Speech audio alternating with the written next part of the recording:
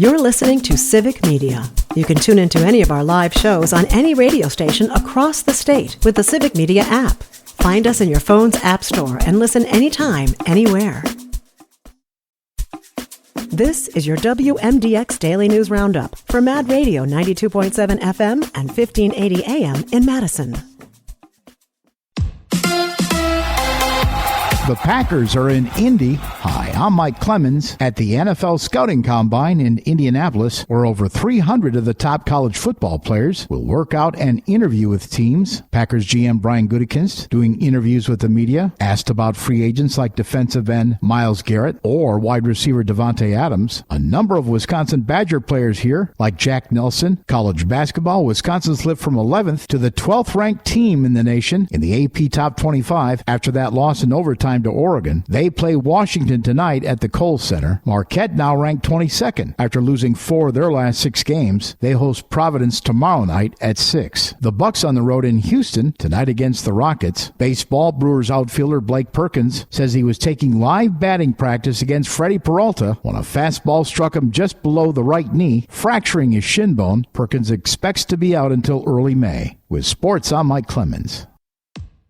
On your entertainment beat, I'm Pete Schwaba. Even bad reviews, word of mouth, and almost a 70% drop-off from its first weekend of release couldn't knock Captain America: Brave New World from number 1 at the box office. The film took in a little over $28 million at theaters this past weekend to remain atop the feature film leaderboard here in the U.S. The most recent Marvel film has now brought in $141 million domestically after a $100 million plus opening last weekend. Big drop-offs for Marvel films are becoming a bit of a concern for Disney Studios. Ant-Man and Wasp, Guardians of the Galaxy Volume 3, and Thor: Love and Thunder also saw big drop-offs from weeks 1 to 2. In the number 2 slot this past weekend was The Monkey, a gory thriller which pulled in a little over $14 million in its debut weekend. Another win for Neon Studios, which released the surprise hit Longlegs last year. Rounding out the top 5 were Paddington in Peru, which finished in 3rd place. Dogman was in 4th, and Heart Eyes finished in 5th place. Awards season is in the home stretch, with the Oscars less than a week away. The 2025 Screen Actors Guild Awards are in the books and could give us some hints for next week's Oscar broadcast. Timothée Chalamet and Demi Moore took home the awards for Best Male and Female Actor in a Leading Role in the feature film category. Conclave won the Outstanding Performance by a Cast in a Motion Picture. Outstanding Performance by a Supporting Actress went to Zoe Saldana for Emilia Perez. Kieran Culkin won Outstanding Performance by a Supporting Actor for his role in A Real Pain. Outstanding Performance by a Lead Actor in a Limited Series went to Colin Farrell for his role in The Penguin, and Jessica Gunning won the same award for her role in Baby Reindeer. Switching to comedy, Jean Smart took home the Best Female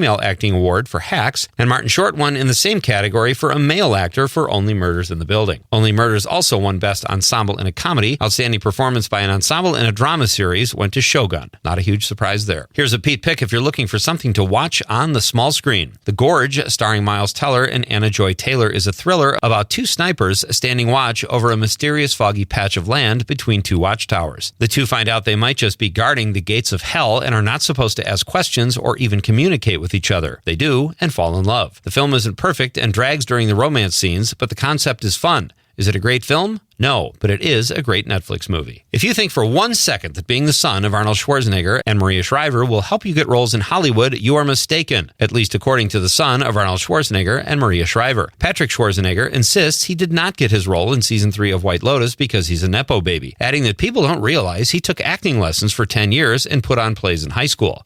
Yeah, a lot of people do. Maybe Patrick Schwarzenegger is a great actor, but come on. For more showbiz fun, tune in to Nightlight with me, Pete Schwaba, weeknights from 6 to 8 p.m. on the Civic Media Radio Network. With your forecast, I'm Corey Hartman. For today, mostly sunny, highs in the mid to upper 40s. For tonight, chance of rain and a low of 33. Chance of rain Wednesday, otherwise clouds and mid 40s.